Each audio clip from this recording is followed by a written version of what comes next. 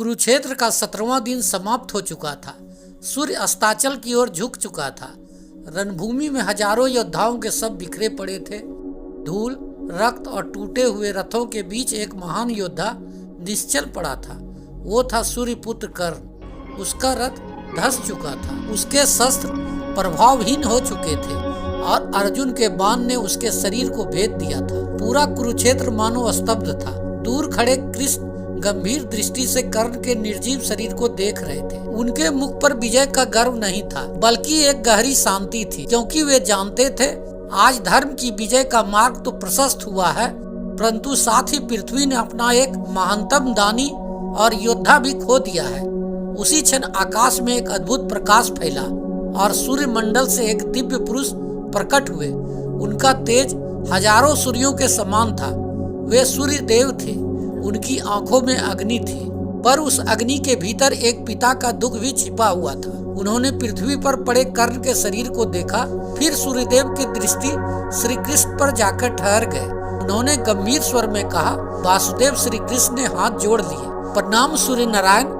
सूर्यदेव बोले, क्या यही न्याय था, क्या यही धर्म था कि जब मेरा पुत्र रथ का पहिया निकाल रहा था तब उस पर प्रहार कराया जाए? क्या यही धर्म था कि श्रापों से बंधे एक योद्धा को असहाय अवस्था में मृत्यु दी जाए? उनकी वाणी में क्रोध नहीं, एक पिता की पीड़ा थी। श्री कृष्ण शांत रहे, उन्होंने उत्तर नहीं दिया।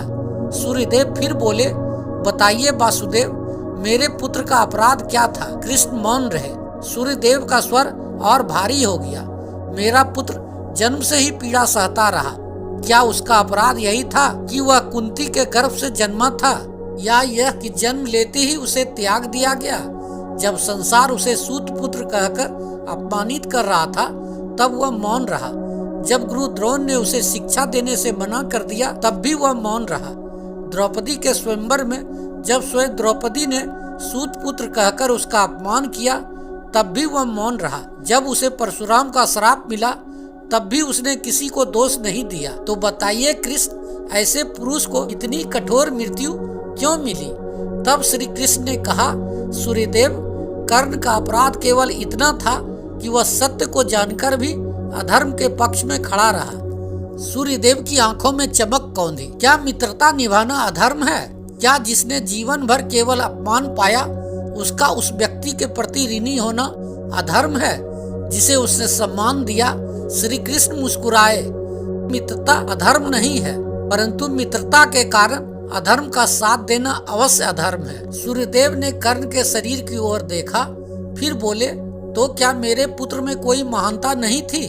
श्री कृष्ण की आंखों में सम्मान झलक उठा। उन्होंने कहा, यदि कर्ण महान ना होता तो मैं स्वयं उसे पांडवों का राजा बनाने का प्रस्ताव क्यों देता? सूर्यदेव चौंके। कृष्ण आगे बोले, मैं जानता था कि कर्ण असाधारण है। मैं जानता था कि दान में उसके समान कोई नहीं। मैं जानता था कि पराक्रम में वह अर्जुन के समकक्ष है, और मैं यह भी जानता था कि उसका हृदय स्वर्ण के समान निर्मल है। सूर्यदेव ध्यान से सुनते रहे। तब श्री कृष्ण ने कहा, किंतु महान व्यक्ति भी गलत निर्णय ले सकता है, और कर्ण का सबसे बड़ा दुर्भाग्य उसका जन्म नहीं था। उसका सबसे बड़ा दुर्भाग्य था दुर्योधन के प्रति उसका अंधा समर्पण।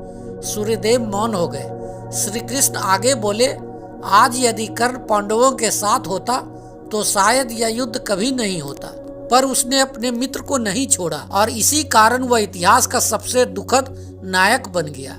सूर्यदेव की आंखों से करुणा झलकने लगी। उन्होंने पूछा, तो क्या उसकी मृत्यु आवश्यक थी? श्री कृष्ण ने उत्तर दिया, हाँ, क्योंकि कर्ण जीवित रहता तो धर्म का विजय असंभव हो जाती, और कभी कभी समय ऐसे निर्णय लेता है जिनमें किसी का दोष नहीं होता। कुछ क्षण बाद सूर्यदेव ने धीरे से कहा, हे कृष्ण, एक अंतिम प्रश्न, क्या मेरा पुत्र पराजित हुआ है? संपूर्ण कुरुक्षेत्र मानो उस उत्तर की प्रतीक्षा कर रहा था। कृष्ण ने कर्ण की ओर देखा और फिर बोले, नहीं देव, कर्ण पराजित नहीं हुआ है। जिस मनुष्य ने जन्म से लेकर मृत्यु तक केवल संघर्ष किया हो, जो हर अपमान के बाद और ऊंचा उठा हो, जो मृत्यु के द्वार पर खड़े होकर भी दान दे सके, उसे पराजित नहीं कहा जाता। इस पर सूर्यदेव ने पूछा, हे माधव, तो फिर अर्जुन ने क्या जीता?